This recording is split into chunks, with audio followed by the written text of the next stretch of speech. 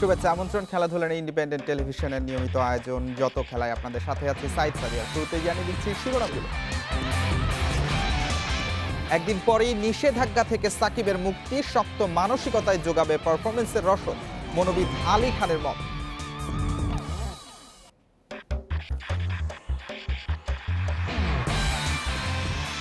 নতুন কোচ রেডফোর্ডের অধীনে শুরু এইচপি ক্যাম্প, স্কিলের সাথে মনস্তাত্ত্বিক প্রস্তুতিতে জোর আফিফ সুমনের।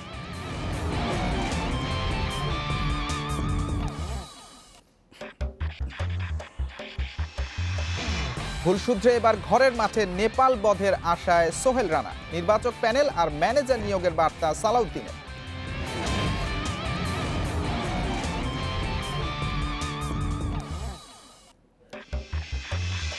চ্যাম্পিয়ন্স লিগের রাতে গ্ল্যাডবাকের মাঠে রিয়ালের পরীক্ষা, সিটির প্রতিপক্ষ মার্সেই, অ্যানফিল্ডে নামবে লিভারপুল।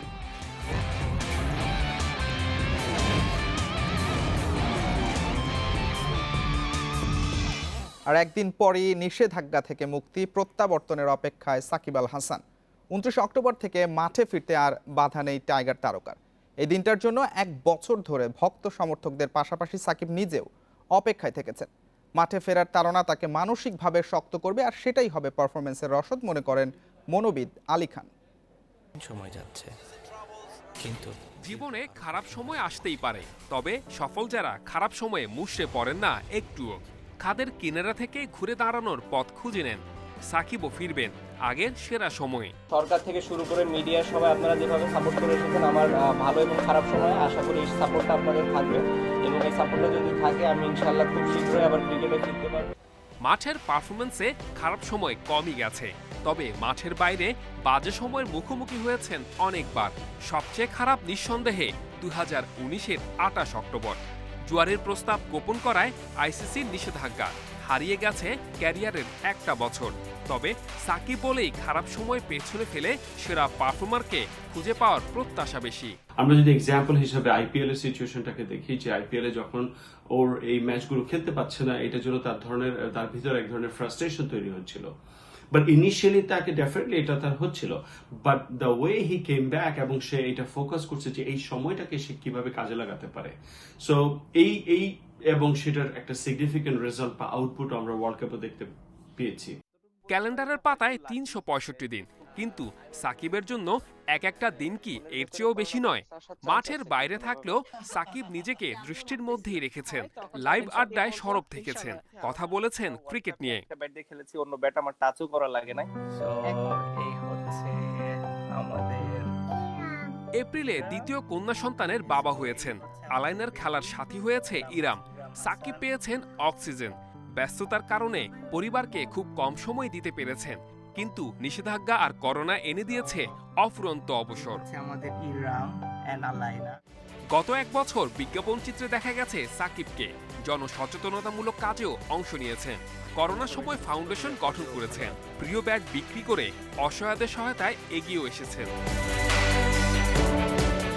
ক্রিকেটে ফেরার তাড়নায় নিজেকে প্রস্তুত করতে বিকেএসপিতে সপ্তাহখানেক অনুশীলন করেন। পাশে ছিলেন 2 গুরু নাজমুল আবেদিন ফাহিম ও মোহাম্মদ সালাউদ্দিন। লঙ্কা সিরিজ স্থগিত হওয়ায় ভাঙা মনে ফিরে গেছেন যুক্তরাষ্ট্রে পরিবারের কাছে। এই সিচুয়েশন থেকে আমরা হয়তো অনেকে বলতে পারি যে সাকিব অনেক বড় মাপের একজন প্লেয়ার, দেখেই তার পক্ষে সাইকোলজিক্যালি এত ফিট থাকা বা স্ট্রং থাকা সম্ভব। আবার অন্যভাবেও বলা যায় যে সাকিব মেন্টালি এত স্ট্রং বলেই এত বড় মাপের প্লেয়ার। 15 নভেম্বর থেকে বিসিবি আয়োজিত টি-20 লিগ দিয়ে 22 গজে ফিরবেন টাইগার পোস্টার বয়। তার আগে 10 নভেম্বর দেশে ফেরার কথা। আবারও সব্যসাচীর সাকিব মুগ্ধতা ছড়াবেন সবুজ গালিচায়। Saiful Majumdar, Independent News. BCB Presidents কাপের প্রাপ্তি তরুণ ক্রিকেটারদের পারফরমেন্স, একদিন বিরতি দিয়ে আবার তারা নেমেছেন মাঠে। শুরু হয়েছে হাই পারফরমেন্স ইউনিটের ক্যাম্প।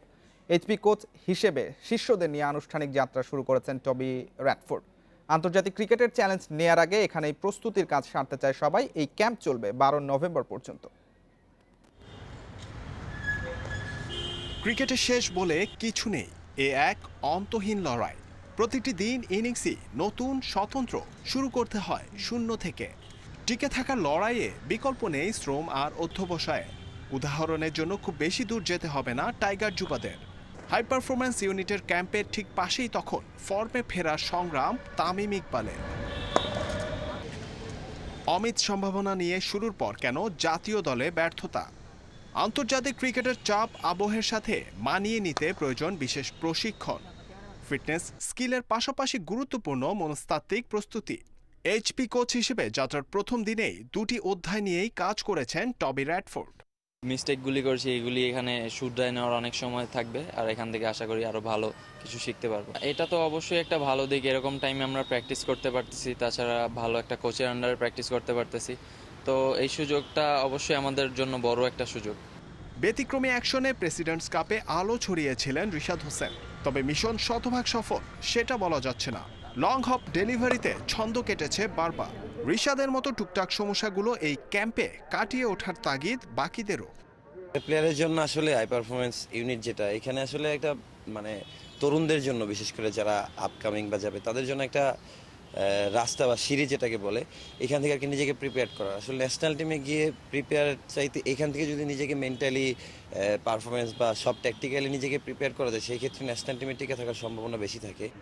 2021 ব্যস্ত সূচির সাথে তাল মেলাতে প্রয়োজন বাড়তি ক্রিকেটারের।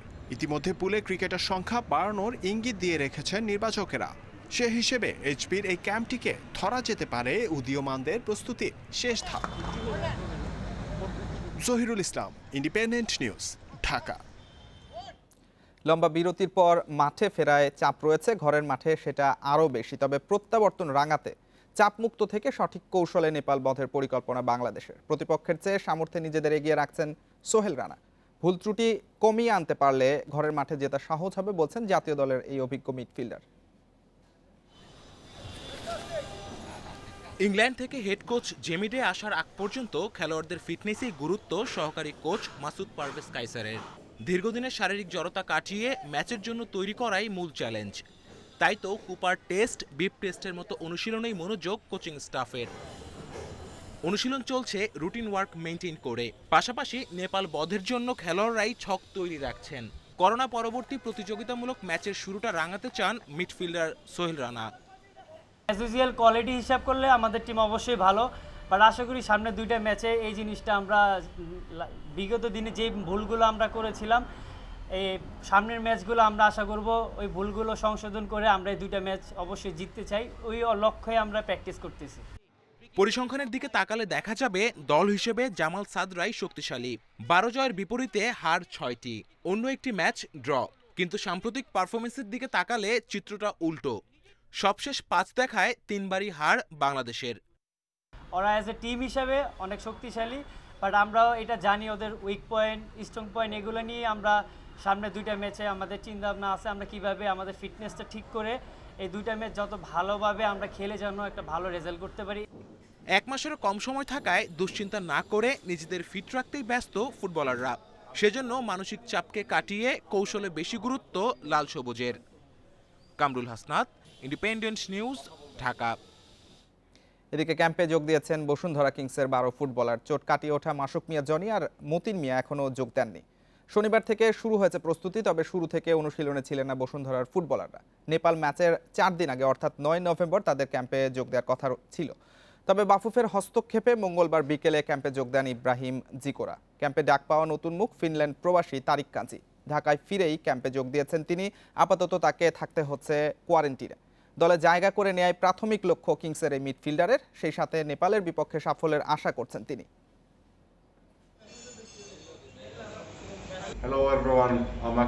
ক্যাম্পে যোগ দিয়ে ভালোই লাগছে। সকালেই এসেছি, ব্যক্তিগত লক্ষ্য দলে জায়গা করে নেওয়া, দেখা যাক কি হয়। অবশ্যই ম্যাচ জেতার জন্য আমরা কঠোর পরিশ্রম করব। আমরা অনেকদিন ধরে ইন্টারন্যাশনাল ম্যাচের বাইরে ছিলাম করোনা ভাইরাসের কারণে। সো আমাদের সামনে 2টা ফ্রেন্ডলি ম্যাচ আছে ফিফা ইন্টারন্যাশনাল। তো এটার জন্য আমাদেরও এখন এভাবে তৈরি হতে হবে যাতে ফিটনেস লেভেলটা আরও ভালো হয়। সামনে ওয়ার্ল্ড কাপ যে কোয়ালিফাই ম্যাচগুলো আছে এগুলো তো আরও উন্নতি করতে পারে। নেপালের বিপক্ষে প্রীতি ম্যাচ দিয়ে করোনা পরবর্তী ফুটবলে ফিরছে বাংলাদেশ। ফলাফল নিয়ে না ভেবে খেলায় ফেরার দিকে গুরুত্ব দিচ্ছেন কাজী সালাউদ্দিন। এদিকে ক্রিকেটের মতো ফুটবলেও নির্বাচক প্যানেল গঠনের চিন্তা বাফুফের সভাপতির। পাশাপাশি নতুন ম্যানেজার হিসেবে নির্বাহী কমিটির বাইরের কাউকে দায়িত্ব দেওয়ার কথা বলেছেন সালাউদ্দিন। আমার হিসাবে ফেডারেশনকে আমাদের বোর্ডের কাউকে করা দরকার বলে আমি প্রয়োজন মনে করি না, বিকজ বোর্ডের যদি কাউকে করি তাহলে আগের ম্যানেজারের প্রবলেম হবে। ইনিশিয়াল একটা কমিটি করতে পারে, স্ক্রিনিং কমিটি, যেটা আপনার সিলেকশন কমিটি বলতে পারেন ফর দ্য ক্যাম্পে যাওয়ার জন্য। But once the player in the camp, it will be the coach who will decide everything. UEFA champions লিগে রাতে রোমাঞ্চকর সব ম্যাচ। প্রথম ম্যাচ হেরে ব্যাকফুটে থাকা রিয়াল মাদ্রিদের চ্যালেঞ্জ মনশেন গ্ল্যাডবাখের মাঠে, আর টানা দ্বিতীয় জয়ের লক্ষ্যে লিভারপুলের লড়াই মিডল্যান্ডের সঙ্গে। একই সময় মার্সেইয়ের মুখোমুখি হবে ম্যানচেস্টার সিটি। সব ম্যাচ শুরু বাংলাদেশ সময় রাত 2টায়। আর কিছুক্ষণ পর চ্যাম্পিয়ন বায়ার্ন মিউনিখ নামছে লোকোমোটিভ মস্কোর বিপক্ষে। দারুণ ছন্দে বায়ার্ন মিউনিখ। ডিফেন্ডিং চ্যাম্পিয়নদের গ্রুপে সবচেয়ে বড় প্রতিপক্ষ আতলেতিকো মাদ্রিদ। সে আতলেতিকে 4-0 গোলে হারিয়ে আসর শুরু করেছে বাভারিয়ানরা। এরপর বুন্দেসলিগায় ফ্রাঙ্কফুর্টকেও হারিয়েছে বড় ব্যবধানে। উঠতে থাকা হান্সি ফ্লিকের দলকে রুখে দেয়া কঠিন হবে লোকোমোটিভ মস্কোর জন্য। কোভিড কোয়ারেন্টাইন শেষ হয় এই ম্যাচে গিনাব্রিকে পাচ্ছে বায়ার্ন। এদিকে সাকতার দোনেৎস্কের কাছে হেরে আসর শুরু করেছে রিয়াল মাদ্রিদ। প্রথম জয়ের খোঁজে থাকা লস ব্লাঙ্কোদের সামনে এবার মনসেন গ্লাডবাখ। এর আগে কখনোই জার্মান ক্লাবটির চ্যালেঞ্জ নেয়নি রিয়াল। অচেনা প্রতিপক্ষের মুখোমুখি হবার আগে এল ক্লাসিকোর দুর্দান্ত জয়ে উজ্জীবিত জিদানের দল। এইডেন হ্যাজার্ড ফিট হয়ে ফেরায় শক্তিও বেড়েছে। হ্যাজার্ড স্কোয়াডে যোগ দিয়েছে, চোট কাটিয়ে সে ভালো অবস্থায় আছে। এটা আমাদের জন্য খুশির খবর। ম্যাচের অবস্থা বিবেচনায় প্রয়োজন হলে হ্যাজার্ডকে খেলাবো। লিভারপুলও মাঠে নামছে আজ। প্রতিপক্ষ ডেনমার্কের ক্লাব মিডল্যান্ড। আয়াক্সের বিপক্ষে 1-0 গোলের জয় দিয়ে আসর শুরু করা অলরেডস দ্বিতীয় ম্যাচেও জয়ের ব্যাপারে আত্মবিশ্বাসী। তবে ফন্ডাইকের অবর্তমানে রক্ষণ সামলানো চ্যালেঞ্জিং হবে। ফন্ডাইককে যে কোনো দল মিস করবে। বিশ্বের সবচেয়ে সেরা সেন্টার হাফ সে। তাকে ছাড়া লাইন আপ ঠিক করা সহজ না। সবচেয়ে বড় ব্যাপার, টানা দীর্ঘদিন সে খেলে গেছে। ফন্ডাইকের সঙ্গে খেলে অভ্যস্ত দলের সবাই। আসলে টানা দ্বিতীয় জয়ের খোঁজে ইংলিশ জায়ান্ট ম্যানচেস্টার সিটিও লড়বে মার্শেইয়ের বিপক্ষে। হার দিয়ে টুর্নামেন্ট শুরু করা মার্শেই ঘরের মাঠে জিততে মরিয়া। সিটির জন্য বড় চ্যালেঞ্জ আগুয়েরো জেসুসকে ছাড়া মাঠে নামা। ইনজুরির কারণে দুজনই সাইডলাইনে। আক্রমণ ভাগে স্টার্লিংয়ের সঙ্গে তাই দেখা যাবে ডি ব্রুইনা ও ফোডেনকে। ফেরদৌস ইসলাম, ইন্ডিপেন্ডেন্ট নিউজ। রাজনৈতিক পরিচয় নয়, সংগঠক হিসেবেই বাফুফে নির্বাচনে জিততে চান দুই প্রার্থী মহিউদ্দিন মহি আর তাবিদ আউয়াল। গত 4 বছরের কাজের মূল্যায়নে ভোটাররা তাকে বেছে নেবেন সেই বিশ্বাস মহিউদ্দিন মহির। আর প্রতিদ্বন্দ্বিতামূলক নির্বাচনের সম্ভাবনা দেখছেন তাবিদ আউয়াল। বাফুফে নির্বাচন শেষে নতুন কমিটির কার্যক্রম শুরু হয়েছে জোরে সোরে, কিন্তু এখনও সহসভাপতি একটি পদের পূর্ণ নির্বাচন বাকি। 31শে অক্টোবর ভাগ্য নির্ধারণ হবে মহিউদ্দিন মহি নাকি তাবিদ আউয়াল। কে আরও 4 বছর দেশের ফুটবল নিয়ে সরাসরি কাজ করার সুযোগ পাবেন। 3 জানুয়ারির নির্বাচনে দুজনই পেয়েছিলেন সমান 65 ভোট। এখন দুই প্রার্থী চালাচ্ছেন শেষ মুহূর্তের কার্যক্রম। প্রত্যেকটা ডেলিগেটদের সাথেই একটা ব্যক্তিগতভাবে সম্পর্ক আছে দীর্ঘদিন স্পোর্টসে থাকার কারণে। আমি সবার সাথে ফোনের মাধ্যমেই যোগাযোগটা করাতে সবাই পজিটিভলি রেসপন্স করেছে আর কি। ওনারা আমাদের ভাই, ওনারা আমাদের বন্ধু, ওনারা এই ফুটবল অঙ্গনেই আছেন, কিন্তু দিনের শেষে ওনাদের একটা বিবেচনা থাকবে। ওনারা সোচ্চার, ওনারা আগামী 4 বছর কি দেখতে চায়, তো সেই জায়গায় আমি বেশ সাড়া পাচ্ছি। ভোটের মাঠে একটা গুঞ্জন উঠেছে, লড়াইটা হবে রাজনৈতিক, বিএনপির রাজনীতির সাথে জড়িত। তবে ফুটবল নির্বাচন যুদ্ধে সেটা প্রভাব রাখবে না বলছেন দুই প্রার্থী। ইলেকশনে অনেকগুলি কৌশল থাকে, তো কিছু ভোট পাওয়ার জন্য অনেক কৌশল ব্যবহার করে। আমি যেটা বলতে চাচ্ছি যে ফুটবলে অ্যান্ড ফুটবল ডেভেলপমেন্টের ক্ষেত্রে কোনো পলিটিক্যাল বিচার জায়গা স্কোপও নাই, অ্যান্ড স্কোপ আগামী থাকবেও না। যারা ডেলিগেট রয়েছে, ডেলিগেটদের মধ্যেও কিন্তু এই মতাদর্শের বিশ্বাসী যারা আছেন, যারা সরাসরি পলিটিক্সে ইনভলভ আছেন, অবশ্যই সেই জায়গাটাতে কিছুটা হলেও প্রভাব অবশ্যই হবে। 31শে অক্টোবর ভোটারদের শতভাগ উপস্থিতি না থাকার সম্ভাবনা আছে। ভোটারদের আগ্রহী করে তোলার চ্যালেঞ্জও নিতে হচ্ছে দুজনকে। Shamim Ahmed, independent news, Dhaka. English premier লিগে গত রাতে জয় পেয়েছে টটেনহ্যাম হটস্পার। অ্যাওয়ে ম্যাচে বার্নলির বিপক্ষে জয় 1-0 গোলে। ঘরের মাঠে শুরু থেকে আক্রমণাত্মক খেলেও গোলের দেখা পায়নি বার্নলি। টটেনহ্যামও চেষ্টা চালিয়ে ব্যর্থ হয়েছে। কাঙ্ক্ষিত গোল আসে ম্যাচের 72 মিনিটে। স্পার্সকে জিতিয়েছেন সন হিয়ংমিং। এই জয়ে টেবিলের 5-এ উঠে এসেছে মরিনিওর দল। অন্যদিকে সেরিয়াতে রুদ্ধশ্বাস ম্যাচে এএস রোমার সঙ্গে 3-3 গোলে ড্র করেছে এসি মিলান। ম্যাচের দ্বিতীয় মিনিটেই ইব্রাহিমোভিচের গোলে এগিয়ে যায় মিলান। অল্প কিছুক্ষণ পরেই সেই গোল শোধ দেয় রোমা। এরপর আরও দুবার লিড নেয় মিলান, কিন্তু রোমাও ছিল দুর্দান্ত। ইব্রার জোড়া গোলের পরও শেষ পর্যন্ত সমতায় শেষ হয় ম্যাচ। চলতি লিগে এটাই মিলানের প্রথম ড্র।